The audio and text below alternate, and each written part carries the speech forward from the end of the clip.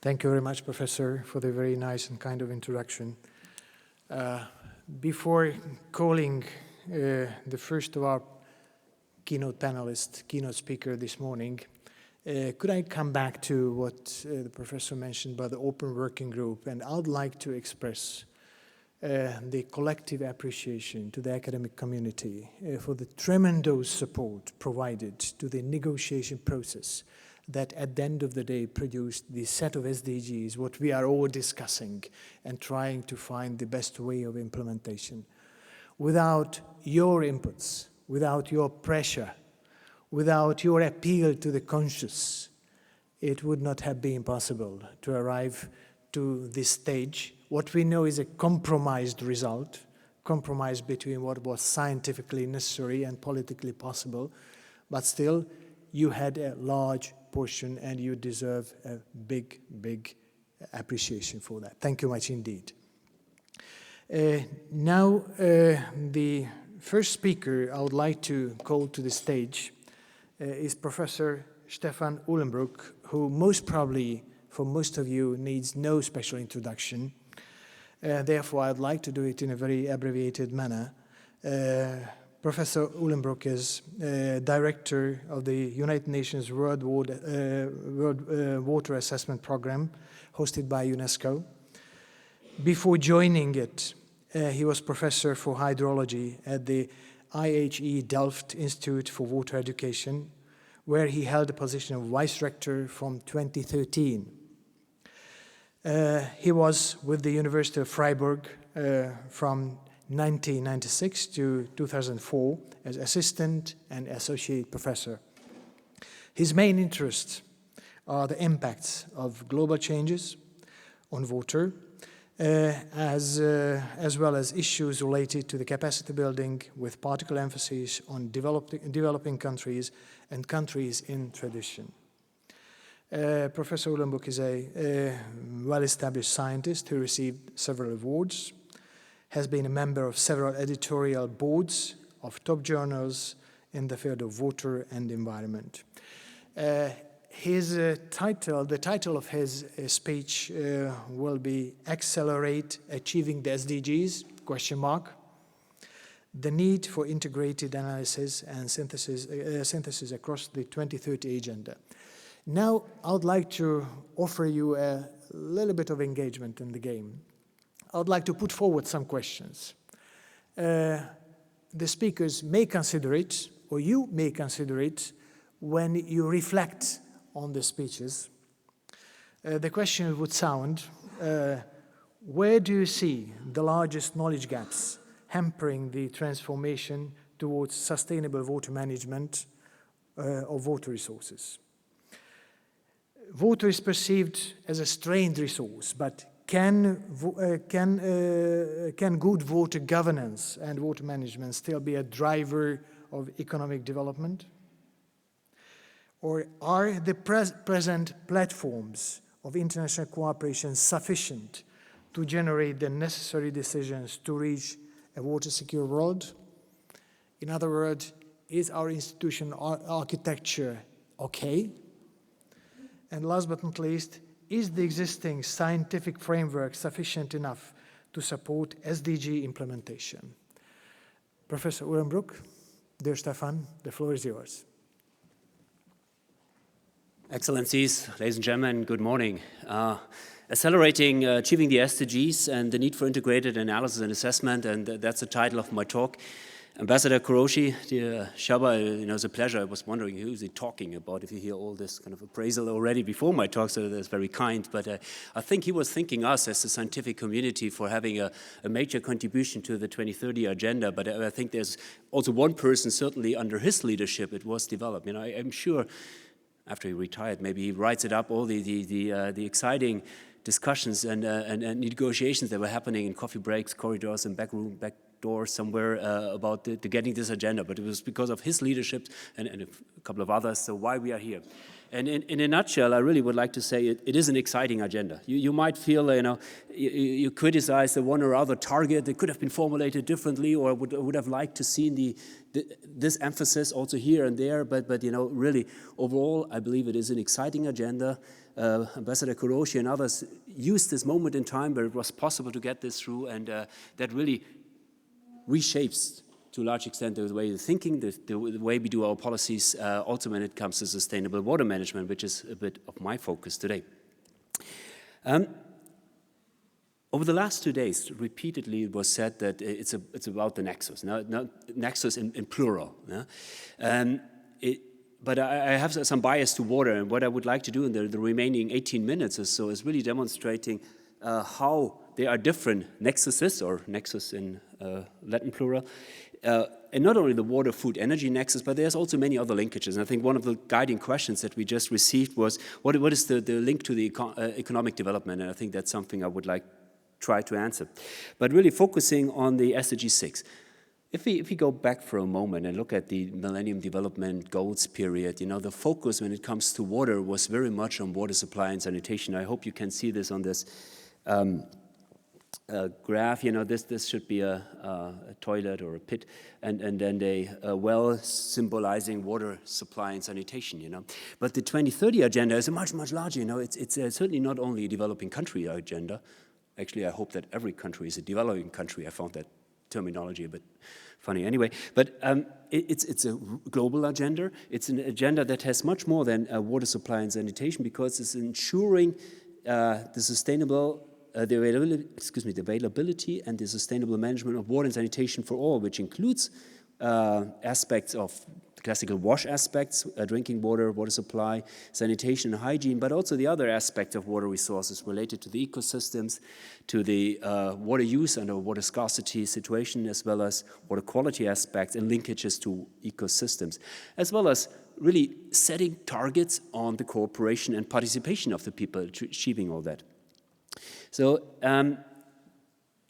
for me, this is very much a science-based agenda, and I think that is maybe also a bit different from the NDG or some of the lessons learned, putting more emphasis on science, and the community, which is largely gathering here today, has a critical role to do this cross-sectoral, cross-regional approaches that are needed to actually achieve it. SDG 6 is very interlinked to many other SDGs. I think we have said that repeatedly over the past days, and I would like just to pick out a few examples, and maybe not that common, because a lot is about that water is linked to land use and agriculture, or water and energy, but I would like to put the emphasis on a few other aspects. On Monday, I was introducing the World Water Development Report 2017, which is on wastewater, entitled Wastewater, the Untapped Resource. Really putting emphasis that wastewater is not just a burden, something we would like to discharge to the environment. No, it's a resource. It's something that we need to utilize, because water, it has organic material that can be used for energy production. It has nutrients, phosphorus, I was speaking in the circular economy context, as well as metals and other interesting components. So just discharging it is, of course, not right. And if you look at phosphorus, phosphorus, of course, is linked here. In this picture, you see this is not a mineral fertilizer. This is organic fertilizer recaptured from wastewater. It's struvite, phosphorus mineral, based from wastewater, which can help, of course, for plant growth and contributing to food security. Phosphorus is one of the elements that likely not there anymore, mineral phosphorus in some decades.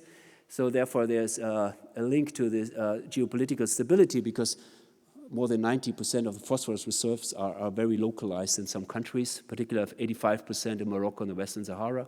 And if this is over, that is critical. And of course, it has a direct link to water quality and eutrophication. And so if you put that into SDG language, that means that it's linked to the SDGs as displayed there. So you see these linkages. However, putting this 2017 report together, we learned that more than 80% of the discharge 80% of the wastewater is not properly collected and treated. And it's just discharged to the environment in a very much linear economy type of approach. So the entering into a circular economy, circular thinking, is something that really need to happen when it comes to wastewater. And the circular economy discussion often is about metals and plastics, and I think my plea on Monday was that actually water and wastewater has a very central role in that respect. Second example, water and jobs. I think it was in the opening keynote of Dr. Jerry Priscoli. He referred again to the World Bank study when it was showed that the rainfall variability directly links to the GDP of some countries, particular agro-based economies, and the classical examples are with Ethiopia and Zimbabwe, and you see very clear links. Less rainfall, economy is going down. Yeah, more rainfall, economy grows. Because there's a lack of storage, there's a high dependency on single sectors, and that's very clear, and it shows the vulnerability of these countries. But it's much more. It's all our economy, and that's probably my message for this example, and that's from the 2016 report last year we published on water and jobs. And this picture was taken in the Southwest United States, not really the classical developing country. It says no water, no jobs, no potatoes, no kidding, we need water. Yeah, so it is more. It's not only water for irrigation, it's the whole economy. There's a very large dependency of job creation on water. If you see here, agriculture, forestry, and fishery, from the global workforce, more than 1/3 already work directly in these sectors. If you then add energy, resource-intensive manufacturing, recycling, building, transport, these are all water and natural resource-intensive sectors. More than half of the global workforce directly works in these sectors.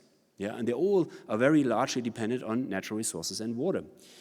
We then looked at the dependency on jobs, and it was very difficult to do that on the job level or sector level. Therefore, we did that in an aggregated way, looking at the global workforce.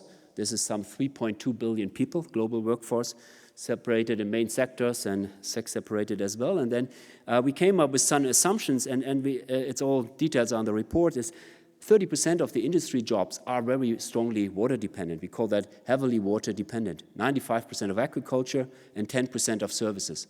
Yeah.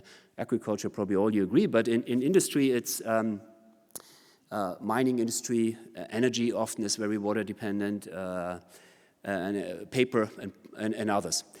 Moderately water dependent are other industry, pharmaceutical industry, part of tourism, etc., etc. But if you add that all up, then you have 42% of the global workforce actually works in these sectors and is heavily water dependent. And another 36% of the global workforce works in the other sectors. And if you add that all up, then you could argue that actually 3 out of 4 jobs globally are water dependent. Yeah? So it's much further than the rainfall dependency in agro-based economies, in particular in the global south. So it's much more. And not having water security, I think the beautiful example, beautiful I'm not sure, but the classical example of this is the major flooding we had in Bangkok in 2011, I think, for 3 weeks. And then it was a global shortage of hard disk supply because of almost 40% or so of the hard disks globally are produced in the vicinity of the city of Bangkok. And then the flooding there shut down the industries there and really caused increase of hard disk prices because there was a shortage of that, and really impacts on the global economy. Toyota in Japan had problems to keep on the belts going for producing cars because flooding in Bangkok. You see the interconnectedness in this world. Third example, investing in water is investing in jobs. And among the many positions Ambassador Koroshi holds, he's also a Sherpa to the President of Hungary and securing Hungary's representation in the high-level panel for water. And my understanding is a lot of the discussion there is about the right investments, putting the money that we have into the right sector. And with this, I would like to illustrate that we believe that investing in water can really be an investment in employment. Why is that like this? Globally, the water sector is less than 1%. I learned that in Germany, it's far less than 1% people working in the water sector. Yeah, I mean, water sector, water supply, sanitation, surveys, public services, flood predictions, etc. But if you create water jobs, for instance, the example here of a treatment plant, then people work in this treatment plant. These are the technicians, the engineers, the CEO, the security guards, etc., etc. Furthermore, that treatment plant has a demand that need paper and computers and cars and consumables for the laboratory, so they create further jobs. These are indirect jobs that are generated through this treatment plant.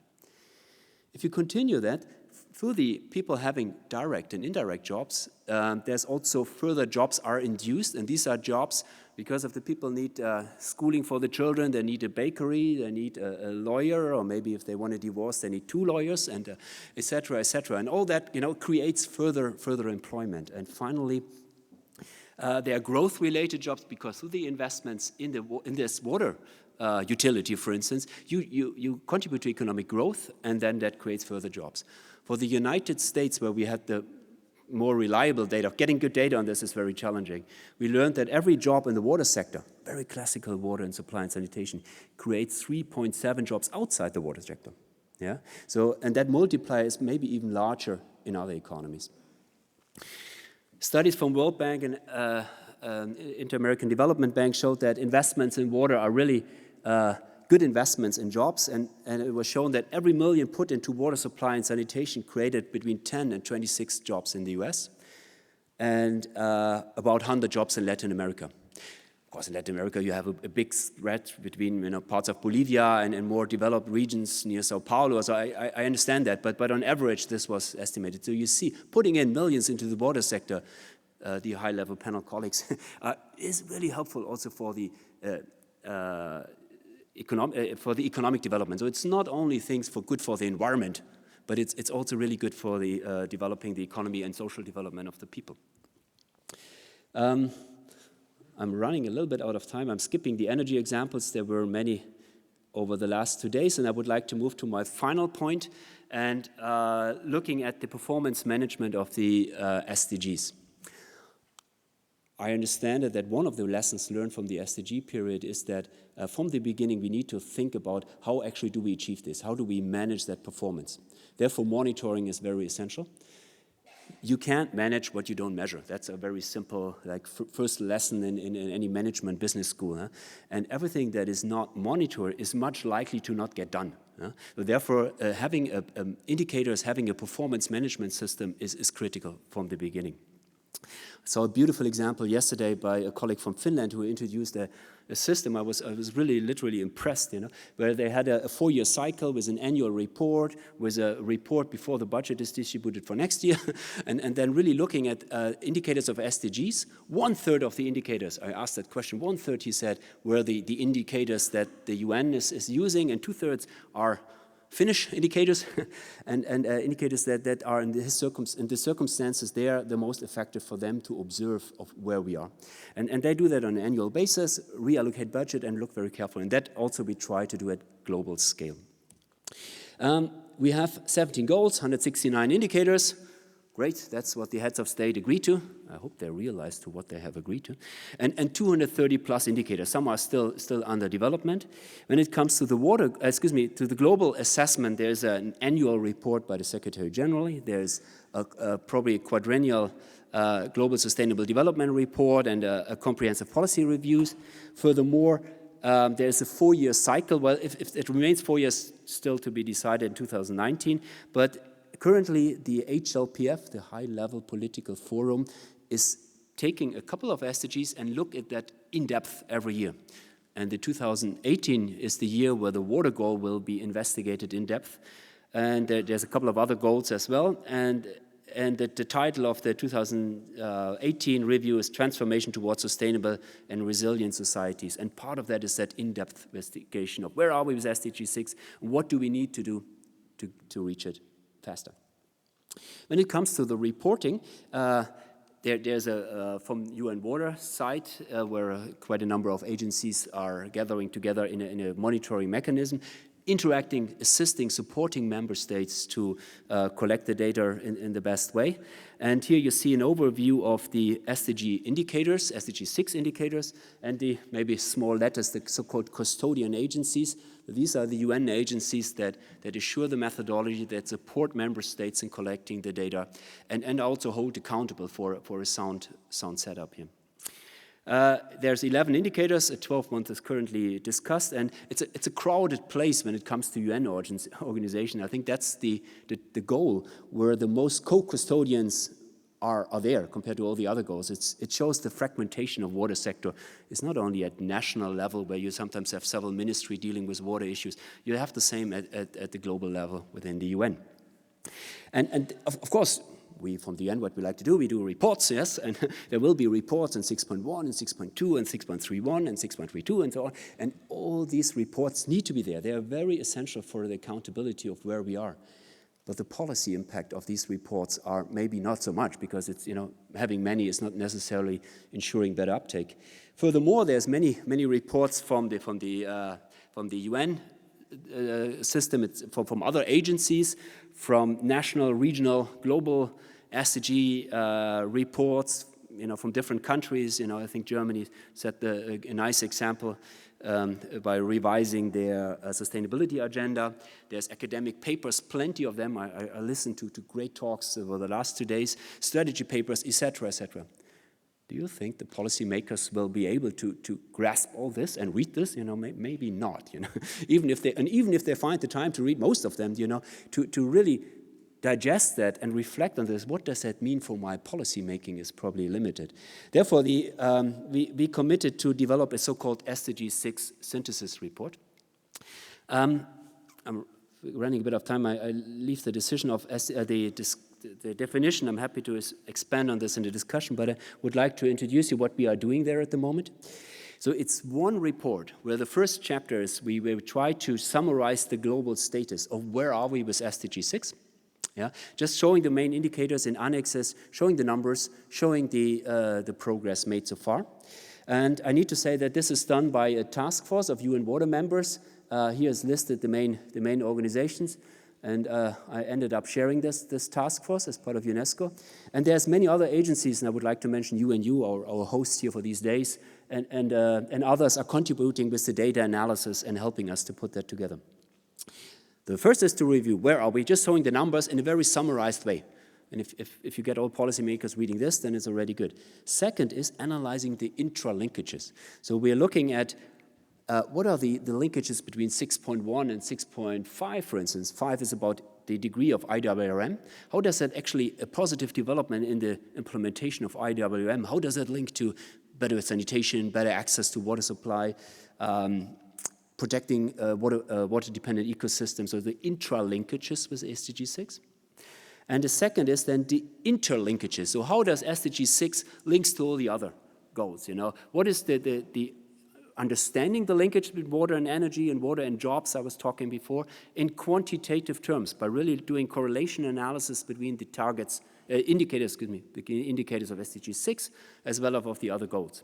It's very much based on the data that we have globally available, and it's very much based on the indicator framework that is there. And after doing this, so we hope to come with the last chapter, then will be some policy perspectives and recommendations that we would like to offer. It's a global report, and we think it is very valuable to give this global overview. We fully understand that local decision-making in a river basin is not only dependent on the global correlation between water target and an energy target. We understand that, but still we feel that it's very valuable to understand that at global scale, and then maybe see how these linkages look at the national and local scale.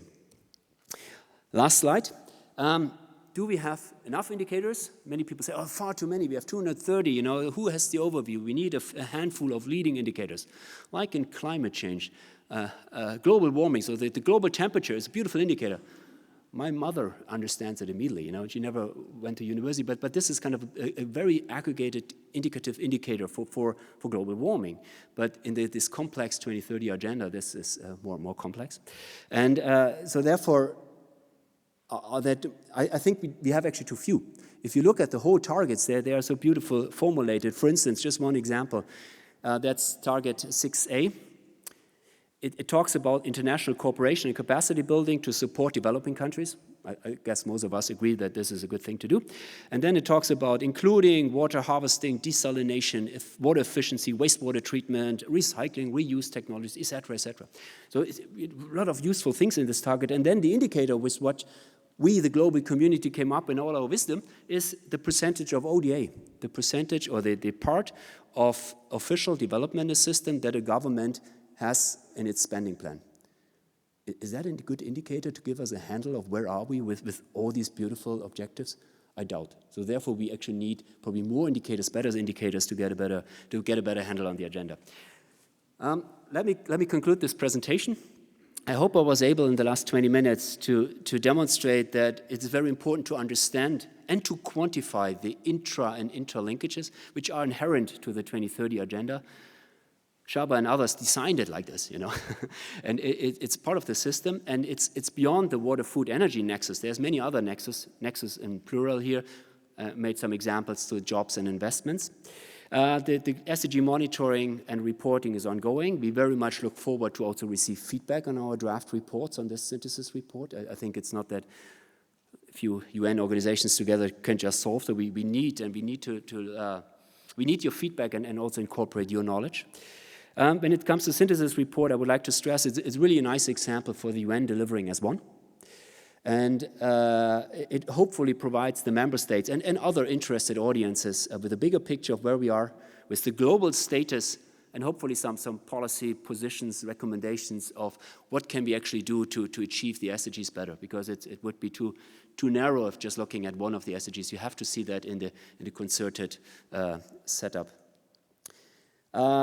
Major challenges is the effectively support the implementation. And then my last sentence, do we have enough or too many or too little indicators or the wrong or the right indicators? I don't know. I think we need partly better indicators, particularly over the last 2 days discussing the Nexus. We really need a better handle or ways to assess the nexuses, the linkages between the different sectors, and how do we measure progress in achieving this without compromising on the potential conflict of objectives that these have. So we need to get a better quantitative understanding of this. And I challenge the scientific community to come up with some good solutions. Thank you so much.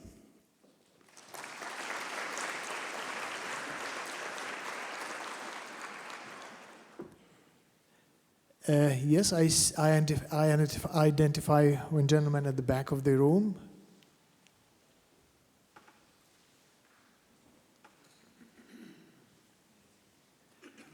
Please formulate your question or remark in a very abbreviated manner. Yeah. Prajal Pradhan, Potsdam Institute for Climate Impact Research. I have 3 remarks or questions. One is like, I was a bit surprised to see this job creation in water infrastructure. For me, like, I find that a bit, it's not so sound, because the logic is not so good, because that happens for every infrastructure. There are the core group, and then there will be some spillover effect. I think this needs to be reflected in a better way. Second thing would be like about this resource efficiency. I completely agree we need to decouple resource efficiency with GDP, but what is more needed is decoupling our consumption with GDP or human development or happiness, because we are consuming a lot.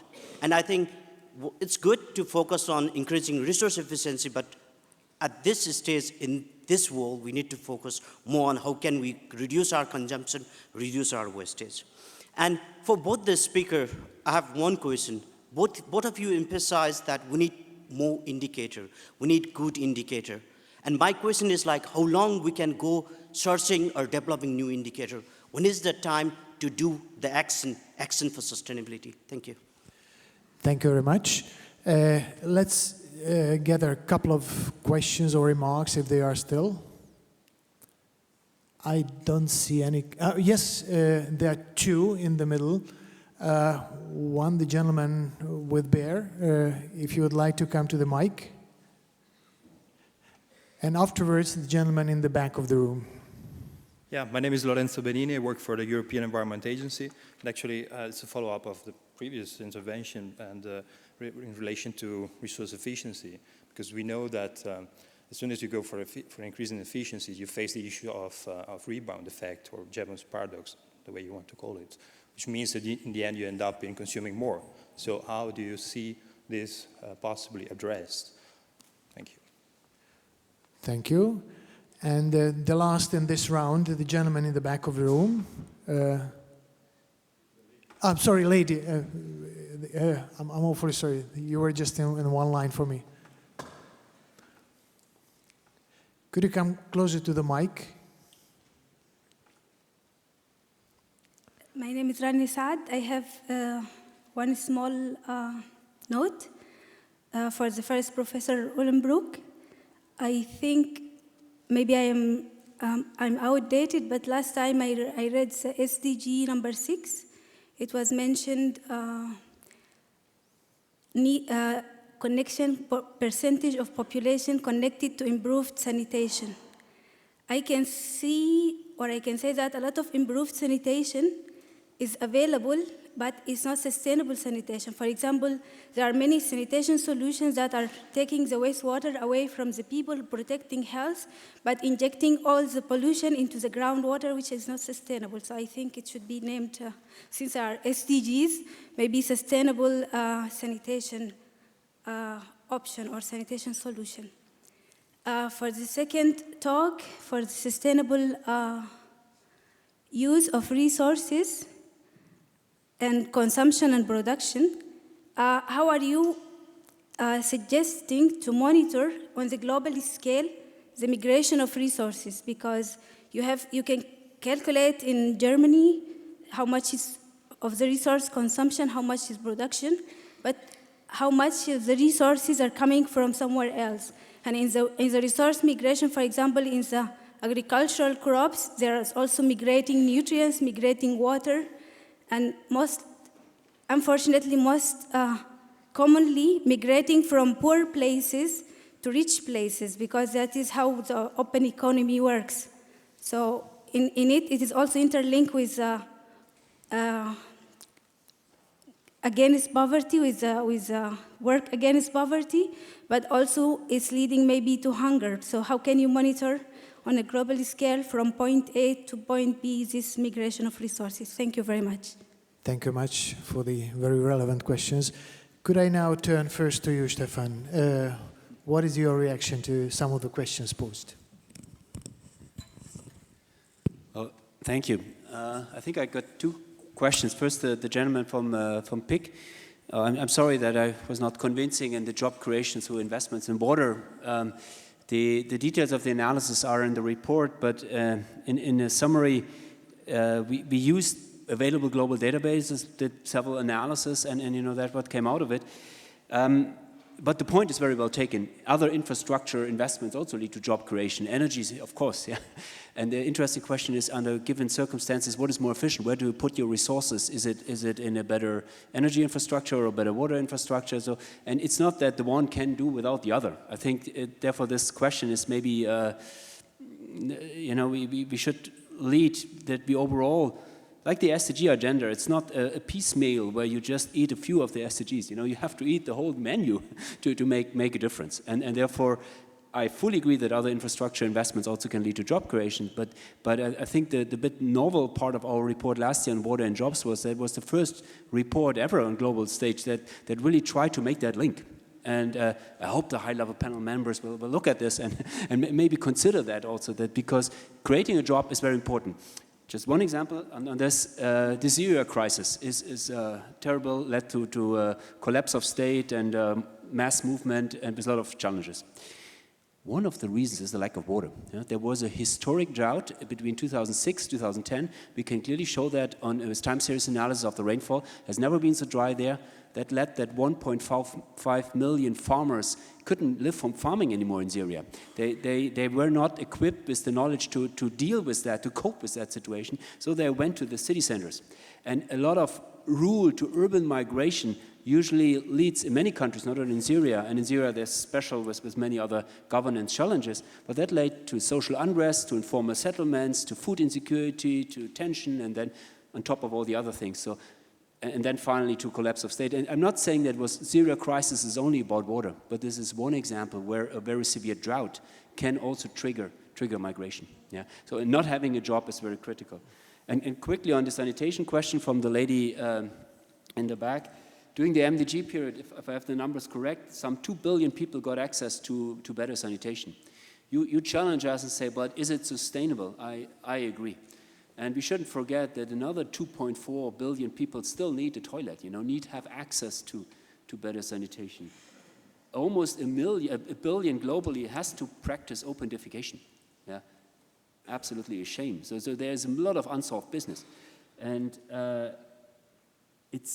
sustainable sanitation is much more than having access to a toilet. It's about the whole management of the sludge, the faces, the whole system with health implication and so on. So these are aspects that need to be taken into account when we talk about sustainable sanitation, including resource recovery. And I quickly touched on this, speaking about phosphorus. Thank you. Thank you very much indeed. So we follow the whole water cycle. Stefan, your take on some of the questions? Yes, thank you very much for those.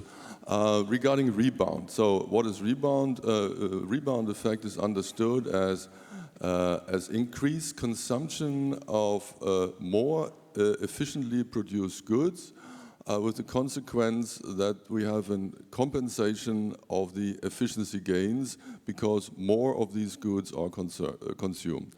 Point is that by and large, we can observe that such kind of rebound actually occurs, but not with the consequence that all efficiency gains would be compensated or even overcompensated. It's always only a portion, and we need to consider that there is no alternative. If we realize that we need to change our production and our products and our service provision and consumption in a way to use less resources per unit of service consumed, then we must become efficient, and we want to get the people consume more of the more efficient products. So they need to grow in the consumption of the more resource-efficient products and services. There is no way out. As a consequence, there must be a certain amount of rebound, but we will have at the same time also a substitution effect because we substitute the more efficient for the less efficient products. And we can monitor the overall effect for the overall economy, and for Germany and other countries like Japan, we see at least a relative decoupling. And not only of the direct material consumption, where we have the system boundary at the border, but including also the material footprint, which brings me to answering the last question. The material footprint accounts not only for domestic extraction of raw materials, but considers the imports and the indirect raw material requirements associated with the delivery of the imports, and it subtracts the exports, which are including their rucksack flows and indirect footprints. And this is done by on the basis on multi-regional input-output analysis, which can be used to trace back the material flows to the countries of origin. And for Germany, we know that in material terms, it's about a quarter, which is related to the sourcing of that material footprint in other regions of the world. We know it also in land use terms, so we are net land importers, and we know, for instance, that soy